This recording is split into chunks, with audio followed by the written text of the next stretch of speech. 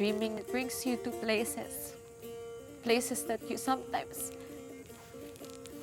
want to be in, or places that you sometimes don't. But it brings you to places to where you should be. So we are here today at NAIA Terminal 1. Vocalization. Ooh. Oh. Ooh. Sobrang overwhelming ang mga nangyari. Excited na kami, natataranta na kami.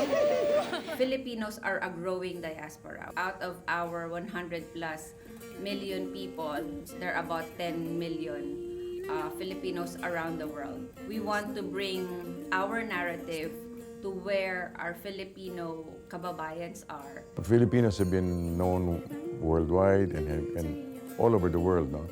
Pero ang pagkakakilala sa Pilipino ay medyo mababaw, no? Itong Pangarap is basically a narration of our dreams and aspirations, so that those who we engage with, other nations, will understand us. They understand the soul. Kung saan tayo nagagaling, kung ano yung hugot natin, kumbaga. That we are actually a people of substance, of weight, of gravity, and seriousness. The whole idea was to be able to put our narrative in front, yung kwento ng Pilipino. Part of the objective of Pangarap sa Sining is to also re-educate the Filipinos about the pre-colonial history of the Philippines. For many, many years, what we have focused on were the years of colonization, benefits we received, forgetting that we did have a very rich civilization before the colonizers came. So this is a very good opportunity to reintroduce to the Filipino communities and all around the world pride in our pre-colonial history, and to sort of reset ambitions of the Filipino people moving forward. By sharing our narrative, Filipino narrative as a civilized country rich in culture and traditions, to uplift the image of Filipinos overseas and the visibility of the Philippines in the global sphere. We chose the Arabian Peninsula in presenting the pilot performance of Pangarap Arts Festival because specifically Saudi Arabia hosts the biggest population of our overseas Filipinos. And we've had some challenges in the Middle East, no? Like for example, some people have been hurt, some people have lost their way. But part of it is, I believe, a lack of understanding of who these Filipinos are. But sila nandyan.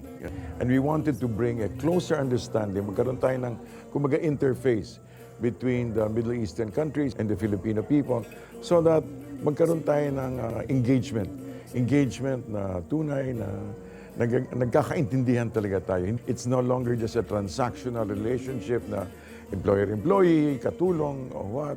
Pero kundi pareho tayong taong nagtutulungan. I was given the task to come up with a concept for Pangarap, bringing to life and bringing the narrative of the dreams of the Filipinos to different regions of the world. This is after I had the discussion with Micah. She brought the idea of a collaborative performance. Our concept is to bring together Filipino artists, dancers, visual artists, musicians, and have them work with foreign artists. So that's a fully collaborative experience to bring Filipino culture into the foreign audience. Bilang isang organisasyon na naniniwala sa collaborative art, not just the merging of forms and of different genres, but using art as a tool for conversation, collaboration, cultural exchanges, catalysts for social action, and lenses to possible solutions, or just a lens to empathize. Naisip ng Para sa Sining na magkwento gamit ang iba-ibang uri ng sining, from the pre-colonial, the indigenous, to the more contemporary forms. Ang Pangarap Arts Festival ay isang masining na pagkikwento ng mga naratibo ng Pilipino. From the merging of different forms, music, dance, visual art, literature, we hope to tell narratives of the rich pre-colonial civilizations of the Filipino people, narratives of colonization, destruction, and revolution, narratives of dream-making, of hard work and migration.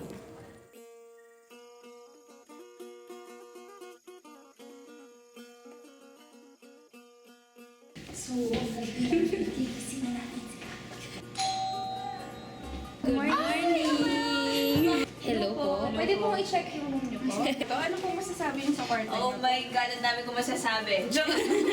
Number one talaga na nagpayas sa akin dito ay yung proseso na ginagawa lagi para sa singing. Na talagang na-excite ako kasi very unusual for us, especially sa mga nagsimula pa lang sa mundo ng pag-choreograph ng sayaw dito sa Pilipinas. Hindi kami masyado nagko-collaborate with other artists. Importante sa akin na mag-ground ko pa rin yung sarili ko na babalik at babalik ako sa paglikha at paggawa, and ma-share ko ito with artists of the same vision. Yung mga design works, artworks ay para sa mostly corporate or events. Siyempre nag-thirst pa rin ako doon sa paggawa ng art na may ibig sabihin for me personally. Importante siya kasi yung siserve niya na purpose. O para sa akin, dahil ang para sa sining, ang siserve naman ay mostly people. It's not really art. Yung connection with the people. Nag-accept pa rin ako ng mga creative work kasi outlet ko rin siya eh. Yung parenting kasi mahirap eh. Nakakabaliw siya. Sobrang siya, physical, emotional, lahat na. Kaya parang therapeutic rin for me na nabigyan ng opportunity art making. Mas madami ka ring mapupulot eh. Kasi parang more heads are better than one. So, palitan kayo ng mga batuhan kayo ng ideas. May mga madidiscover ka rin sa sarili mo na you never thought existed. Na yung ibang tao yung magpapa-realize sa'yo. Nung una nahirapan din ako kung paano ako mag-work kasi ang daming channels of communication kung kanino ako pwede makipag-collaborate. Iniisip ko kung saan tsaka kung paano ko ito gagawin, kung ano yung pinaka-feeling na gusto ko iparating. Yung binasa ko yung narrative, tinanong ko yung director kung saan ako pwede pumasok. Sabi niya, try ko na lang daw kung ano yung base sa interpretation ko. Mas nadalian ako nung naka-attend ako ng rehearsals ng dancers. Kasi narinig ko rin kung mga peg nila for music, kung saan nila binibase yung movement nila. So, doon ako nag-start. Malaking tulong kasi mas napakita niya rin sa akin kung ano yung binibigay nilang emotion. Binack up ko na lang yun para mas mapakita kunyari na ito yung dapat ma-feel ng audience. Background ko kasi before was hip-hop and then jazz. So yung challenges is yung politics ng body ko is nag-a-adjust siya every now and then. Yung mga kasama ko dito from different dance companies. Iba-iba kami ng pinanggalingan, iba-iba kami ng linya ng sayaw. And most of them are contemporary dancers, ballet dancers. Pero ako, mas modern. Try ko pa lang yung app sa iPad. Tapos try ko siyang kontrolin sa PC. Para lang, foresee ko lang na getting around the space. It's also the design of space. Kasi kung sa computer lang ako, nasa isang area lang. So, I'd like to try it na going around. Matrabaho siya. Super dami mong kailangan punan eh.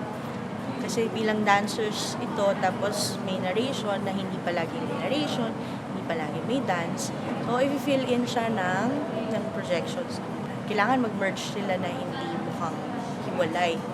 As one, magkaka-cohesive ito with the set, with the lights, with the projection. So kailangan ma-marry lahat, matahi-tahi lahat into one. Yun yung trabaho ko na kailangan mag-merge din or mag-blend in yung trabaho ng bawat isa. Sa rubber foam, sinuscore ko muna siya. Kasi yung parang yung final shape niya naman mag-take place when you start cutting it eh. Trial and error din. Tapos, and then I tweak along the way. I-edit ko yung shape ng eyes, yung mouth, yung articulation ng puppets, iti-test ko kung kailangan ba ng movement dun sa arms or sa feet or sa body. I had to do a lot of movement studies. So hindi ko pa narinig yung music, hindi ko pa nakikita yung visuals. All I have was script. Doon ko na narinig paunti-unti yung mga music and doon ako nagkaroon ng mga idea kung paano ko ilalapat yung mga movement studies na ginamit ko dati into music. Sa tagal ng tagal ko sa field, pawala yung authenticity nung sayaw, nung folk mismo. So, ang laki ng responsibilidad ko bilang artist, bilang mananayaw, bilang folk dancer na i-preserve talaga yung kung anong meron tayo dati. More on research, really. It's more on research kasi everything na nakasulat sa script ay totoo. So, hindi ko siya pwedeng i-recreate. Lahat ng yun, mostly it's the history of the Philippines. Hindi natin pwedeng i-revise yan. Usually sa mga programs ng para sa sining, we always talk like artist to artist. Laging merong conversation before the actual rehearsal, before the actual creation of the pyesa eh. Pero dito, sabay siyang nangyayari. Maraming mga Pilipino ay hindi naman nakakaalam sa yaman ng kanilang kultura. Ang alim nilang kultura sa musika o sayaw, yung karaniwan nila nakikita sa TV, karaniwan yan, galing sa Amerika, o yung Korean version ng galing sa Amerika na dumarating sa ating mga TV at kung ano-ano pa, sayang din naman kung hindi natin naipaalala man lang sa kanila kung gaano kayaman at kalalim ng tinatawag na kultura ng Pilipino. Ang mga sining ay mga bagay-bagay kung saan ang karanasan ng tao ay naiitatanghal sa ibang pamamaraan. Kung halimbawa, meron kang pag-iisip na halimbawa pagmamahal, pwede mo yung awitin, pwede mo yung isayaw, pwede mo yung gawa ng pelikula, ika nga sa Ingles the imaginative ordering of experience. Ang malikhaing pagsasaayos ng karanasan ng tao upang magsaad ang damdamin ng kaisipan. To be a cultural ambassador, you're presenting yourself to the world. You're presenting your best self to the world. Yung pinakamahusay mong pagkatao, pinakamalinis, kapuri-purihan mong pagkatao, ganito kami mga Pilipino. Mapagmahal, malalim ang karanasan, kuminsan malungkot, kuminsan masaya. Gusto ko lang magkaroon ng espasyo kung saan pwede kang magkwento, may makikinig, maaaring maintindihan ka, maaaring hindi. Pero may pagtanggap sa kwentong yon na all stories are valid. Ayoko lang may taong nabubuhay sa lungkot na ginagawa niya yung ayaw niyang gawin. Gusto ko magkaroon ng espasyo kung saan pwedeng gawin ng mga tao yung gusto niyang gawin at yung kaya niyang gawin, yung gusto niyang ibigay sa mundo.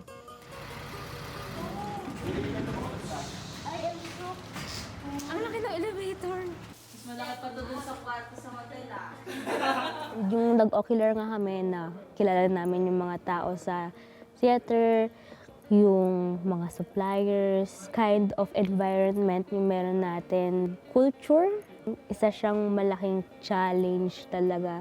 One of the challenge na kailangan i-overcome is buying the supplies and yung pag-construct ng set itself. Ngayon lang natin malaman kung ano yung size, ano yung tamang material. Isa pa sa kalaban natin dito is nakasalalay sa setup yung video projection ni Joyce and yung lights ni Mio and yung puppets. Kasi once na ma-set up, tsaka lang makikita ni Joyce kung paano niya iproproject yung videos. Hindi niya magagawa yon hanggang hindi pa tapos yung set natin. Even before pumasok dito, wala kasing yung specific na measurements. So pagpasok namin dito, yung expectations, yung na-visualize mo na design, paano i-fit in, paano i-construct. Pagdating namin dito, parang, wow! Ganda ng place, pero hindi yun yung na-expect namin.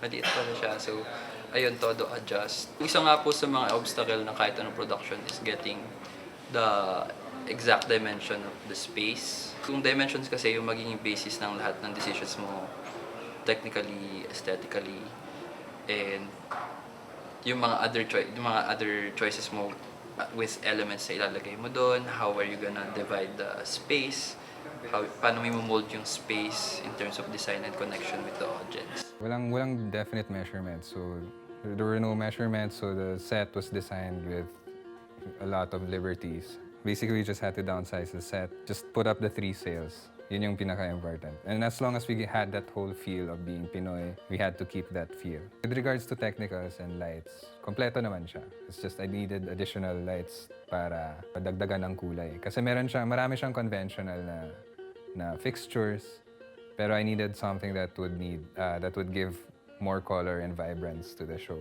Overall, I see the concept naman as quite interesting. I like how it views history and how it portrays the colonial period in contrast with the pre-colonial period. So, given that, doon ako nagsimula ng builds ko na kulay to stark to something a little more hopeful. Medyo huli pa talaga yung setup ko. Kailangan niya munang ma-fill in yung mga components nga ng stage layout before ako makapag-soundcheck and stuff. Yung theater ayaw magpahiram ng gamit. Kausapin daw namin yung supplier to supply all of yung sound systems and equipment. Akala ko may equipment yung theater pero hindi pala. So, kalaban natin yung budget. Hindi tayo unlimited budget. Yung pinaka-concern namin for yung contragapi is hindi kasi malalim yung depth ng stage natin. So, may mga screens and syempre wala nakaharang dapat doon. Dalawa yung lagi kong ginajuggle is paano maprotektahan yung integrity ng design or yung quality ng buong production with ano yung aabot sa schedule, sa resources. And madaming unknown. So, yun yung challenging dun. Another way to say it is you're winging it. Kasi mahirap din masyadong ma-stock up with the planning and limited yung time. And you need to be in the moment. Hope for the best.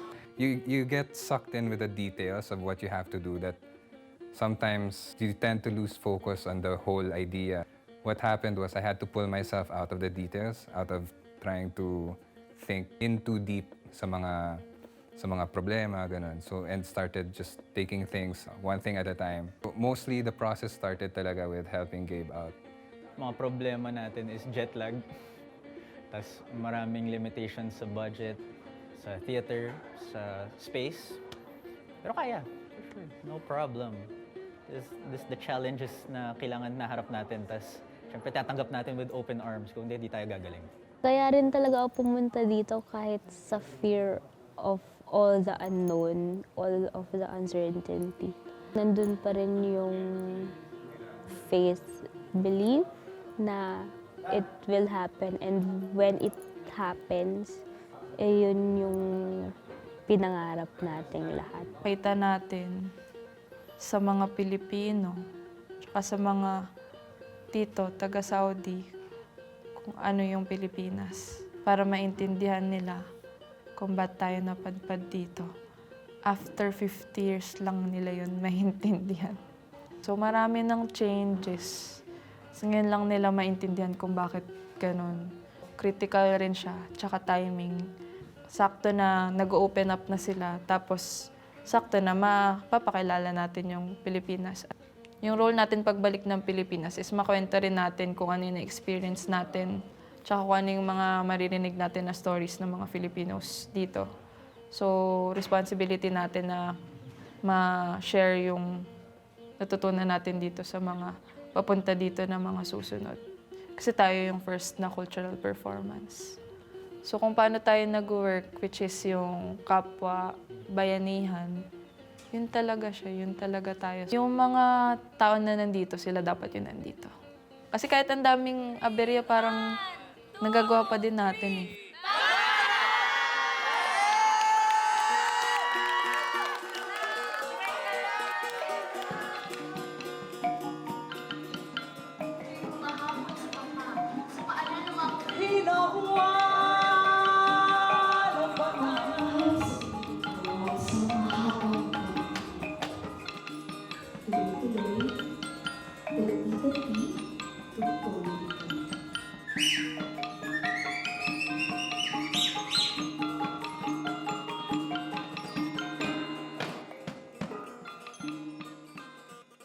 nakaka-touch. Inaano ko pa sa anak ko yung, kasi hindi marunong mag-Tagalog. Sinasabi ko pa sa kanya kung ano yung nangyayari na parang history ng Philippines. Tapos nung kumanta na, parang naano ako, parang naiyak. Kasi parang nakaka-touch talaga.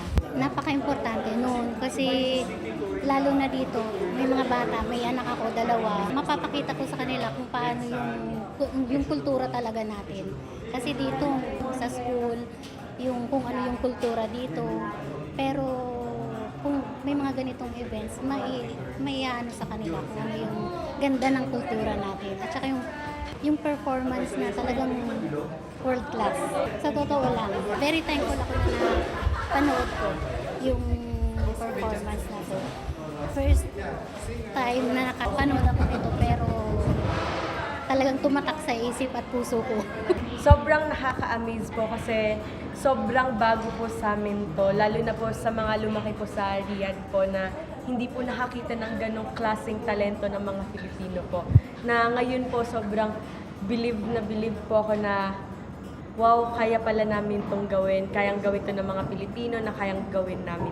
And naramdaman po namin yung presence ng Pilipinas po dahil sa pinakita niyo pong performance. Parang bumalik ka sa pagkabata mo na sa pinanggalingan mo. Siyempre kami, ang tagal na namin dito. Happy din kami na maalala always yung kung saan tayo nanggaling. Kasi dito, trabaho lang. Mariminis nila na ganun pala ang pinanggalingan natin. So, ma-present up sa mind nila na yung may panatili natin yung sariling atin. Love your own. Yun sa akin kasi ako talaga, ako namangha ako na ganun, may ganun the way na i-act ninyo ba. Mapapasok sa puso mo dahil Pilipino ka eh, hindi mo mawala yun. I think that we succeeded in our goal in catching the attention of our host government and our diplomatic counterparts in explaining the journey of the Filipino worker, particularly those who are here in Saudi Arabia. Kailangan alam ng ating host ang pinanghuhugutan natin so that we can be easily understood. You know, sometimes they struggle to understand how we take care of our workers. With the presentation this evening, it gave them a glimpse of where we're coming from as a people. That way, they would probably understand us better. That would augur better diplomatic relations. Kasi iba rin talaga yung, alam mo, yung pinanghuhugutan ng tao eh. Di ba? So, ganun kasimple yun eh. It's like, you know one when you see one, you feel one when you feel one. Ito yung naramdaman mong talagang success eh. Di ba? So, napakasarap na feeling na yun. I'd like to also tell you that I have absolutely no doubt that it will be because magaling ang Pilipino eh. Dreaming brings you to places that you sometimes want to be in, or places that you sometimes don't. But it brings you to places to where you should be. And those dreams will give them a sense of life, a sense of purpose, a sense of hope, a sense of love and belonging, a sense of love and belonging. Importanteng mangarap. Importanteng mangarap.